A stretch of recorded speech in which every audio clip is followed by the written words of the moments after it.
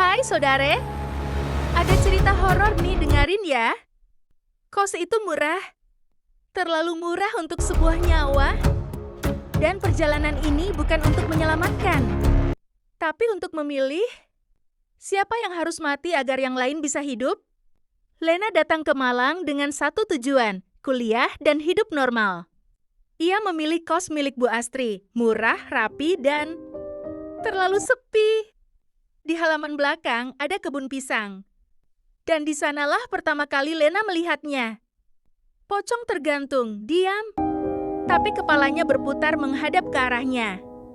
Semua penghuni kos bilang hal yang sama.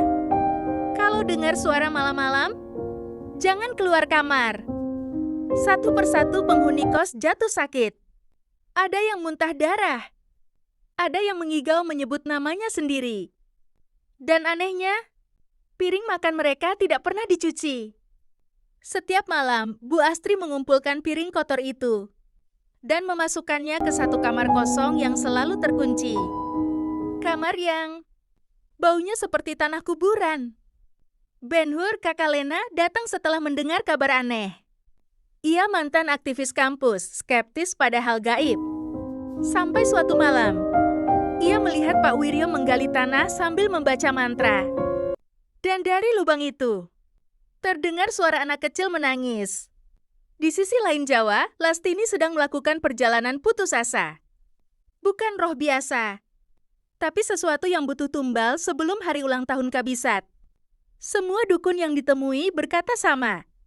Ini bukan kiriman, ini hutang. Dan jejak hutang itu mengarah ke Malang. Foto-foto penghuni kos yang sudah meninggal. Dan satu nama berikutnya, Lena. Di tengah kamar terbaring anak laki-laki pucat. Ia tidak sakit. Ia menyimpan sesuatu. Lastini tiba di kosan itu malam hari. Begitu ia melangkah masuk, Arum langsung berteriak. Tempat ini miliknya.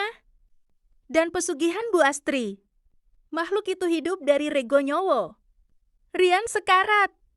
Pesugihan adalah satu-satunya cara. Lena atau Arum. Satu harus mati, agar yang lain bisa pulang. Ben-Hur mencoba menghentikan ritual.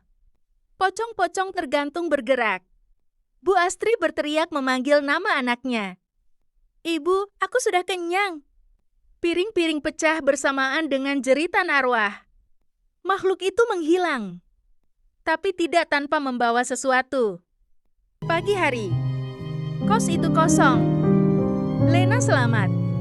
Arum sembuh. Lena melihat daftar nama baru di dinding kamar. Dan yang paling bawah tertulis, nama itu karena dalam dunia pesugihan, jika kamu ditawari hidup yang mudah, siapa yang akan membayar harganya?